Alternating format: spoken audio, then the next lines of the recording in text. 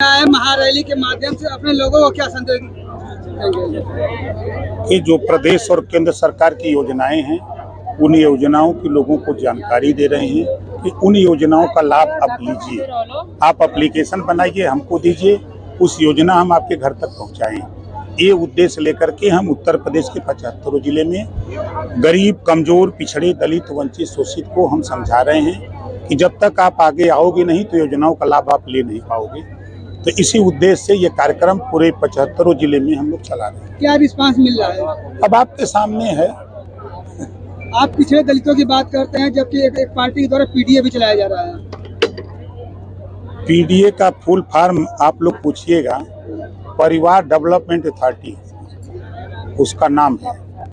इस नाते की जब सरकार बनती है तो बोरा का बोरा वोट मुसलमान देता है, सरकार बनने के बाद उसको खाली झोरा थमा दिया जाता है कि तुम एमएलए बन सकते हो, एमपी बन सकते हो, लेकिन तुम समाज के बच्चों को, बेटियों को सिपाही, दरोगा, बाबू, चपरासी, तहसीलदार बनाने के लिए अपने मुखिया के सामने लड़ नहीं सकते। यही पीडीए का मतलब है। राजभर जी, इस पूरे प्रदेश में कानून व्यवस्था की बात की जा रही है, लेकिन अमेठी में जो पिछले कल हुआ है, एक ही परिवार के 4 दलितों की हत्या की गई है। क्या लगता है कानून व्यवस्था कितने बेहतर तरीके से काम कर रहा है? आप उसको जान लीजिए, वो प्रेम प्रपंच का मामला है, उससे कौन सा कानून लैंड ऑर्डर। और सबसे मजे की बात कि आप देख रहे हैं जो भी घटनाएं सामने आ रही हैं, चाहे फैजाबाद रेप का मामला हो, चाहे मऊ रेप का मामला हो, चाहे कन्नौज रेप का मामला हो, चाहे कुशीनगर नकली नोट बरामद का मामला हो, हर जगह तो समाजवादी पार्टियां के लोग आ रहे हैं। ऐसा क्यों है? अभी एक पूर्व विधायक और एक उनके भाई, वो भी रेप के मामले में फंसे हुए हैं कल का। भाई कानून अपना काम कर रहा है तब न फंस रहे हैं, कानून अपना काम नहीं करता तो कैसे फंसते हैं? सिर्फ समाजवादी पार्टी के ही लोग रेप के मामले में क्यों फंस रहे हैं? अब उन्हीं से पूछे कि ऐसा क्यों हो रहा है, ऐसा क्यों हो रहा है, ये उसका जवाब वही दे सकते हैं।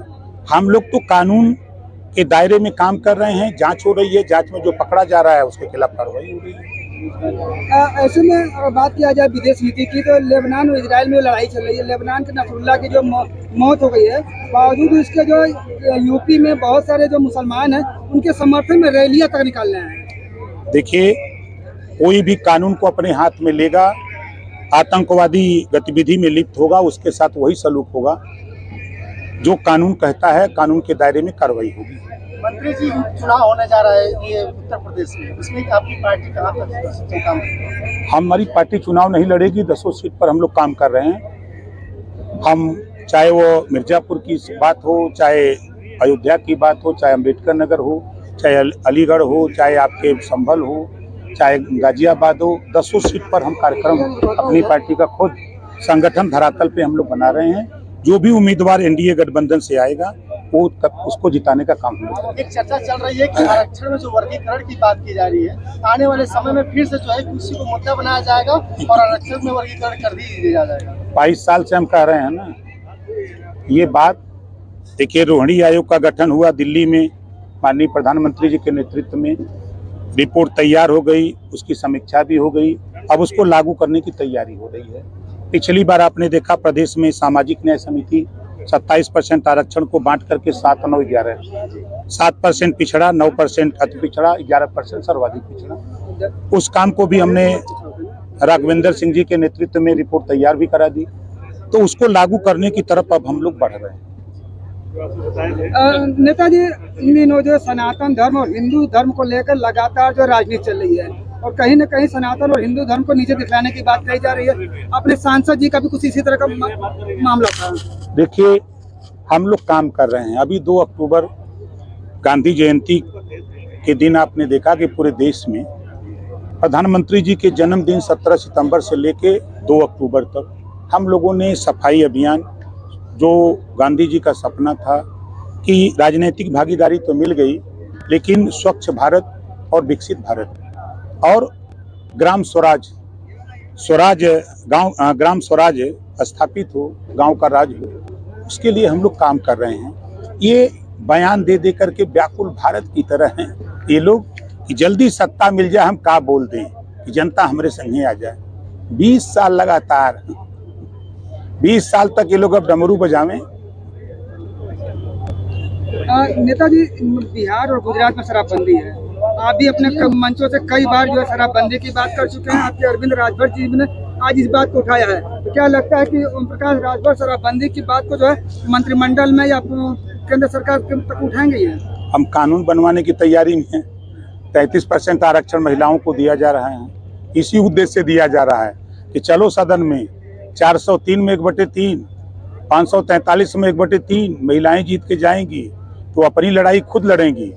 हम अगर नहीं लड़ने में कमजोर हैं तो इनको वहां पहुंचा करके, मोदी जी की सोच है कि ये खुद सदन में आवे, ये अपनी लड़ाई जो जिस चीजों को लेकर पीड़ित हैं उसका कानून यहाँ बना करके वो खुद आगे आकर के कानून बनावे। यानी कि शराबबंदी के पक्ष में है आप भी? हम तो हमेशा 22 साल से लड़ते आए हैं। कुछ लोग गांजे पर भी का लाइसेंस की बात कर रहे हैं। अब देखिए, उनका विषय है। हम स्वच्छता की बात करते हैं, स्वच्छ भारत की बात करते हैं, हम विकसित भारत की तरफ जाना चाहते हैं। अभी आपने देखा जीरो पॉवर्टी स्कीम, पहली बार देश में एक ऐसा कानून 5 लाख गरीबों के इलाज के लिए। मैं खुद ऐसा व्यक्ति हूं कि कोई दिन ऐसा नहीं है कि 8 लाख, 10 लाख, 15 लाख प्रतिदिन वर्क डे में हमारे दस्तखत से विवेकाधीन कोष से गरीबों के इलाज के लिए पैसा जा रहा है, प्रतिदिन जाता है।